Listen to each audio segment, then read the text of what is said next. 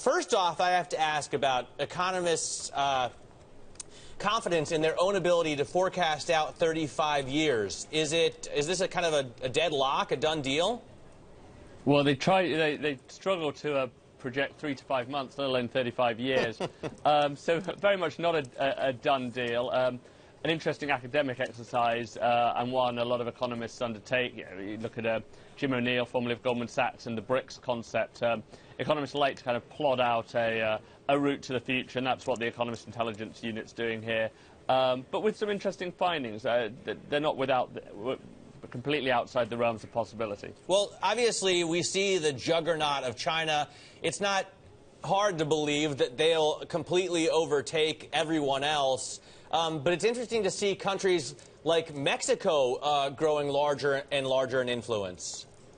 Absolutely. These emerging markets, they've all got catch-up potential. Mexico, by virtue of being so close to the U.S., can be pulled higher, and by its neighbour China, you just look at how big it is, how productive it can be, what spare capacity exists at the moment, its population trends. All these things are adding up to something we weren't even talking about 10, 15 years ago, and now China is on the move. Although important to note that even by the EIU's forecasts, in 2050, its per capita income will still be half that of the US by those projections. So it's still a poor country, but yet a big country and growing fast. Simon, give us your sense of how the prospects for China versus India stack up. For the past 10 years, people have been saying, oh, India's got this fabulous demographic advantage because obviously, China, the one-child policy, they're going to have a smaller and smaller workforce going ahead. How do you see them stacking up? Well, obviously, China was the big story a couple of years ago. It's now been replaced by India. Certainly, recent trends in India are good. You've got a new government talking about cutting bureaucracy and red tape, and that could go a long way to unleashing India, which forever has been criticised as being an overly bureaucratic country. China, on the flip side, has taken a bit of a pause lately.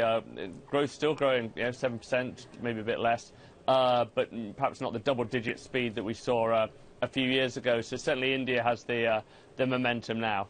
Russia, the Economist Intelligence Unit doesn't give a lot of credit to Vladimir Putin's attempt to enlarge the borders. I guess they don't see that going much further. I think probably Russia, and most economists would agree, is it's perhaps its own worst enemy. It came out of the Cold War with some great potential, and potential obviously linked to oil to some extent, which a bit outside its control has fallen, now subject to international sanctions. These are things that, if the future was to be cleared up, perhaps are blips in the path to greater economic growth, but certainly you don't really see the way out at the moment. This strikes me as one of the things that's really difficult to predict, especially 35 years out. I mean, economists don't know what oil is going to be priced at next year, right? Of course. So, Simon, what do you think of the growth rates we're assuming? Well, that's the tricky thing with these kinds of things. So Jim O'Neill at Goldman would say that he never said that the BRICS rise would be a straight line to the moon.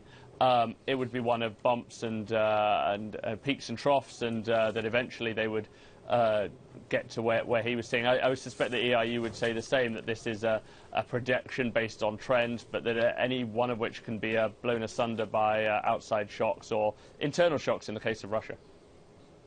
All right. Simon, thanks so much for joining us. Simon Kennedy there, Bloomberg Chief International Economics Correspondent, on a look. It's a fun, I wouldn't say a parlor trick, it's a fun, it's an exercise, an academic exercise, as Simon pointed out, looking ahead 35 years. It is, and it's interesting that actually fundamental growth factors matter as much as demographics. The big assumption, obviously, being that we're all still here.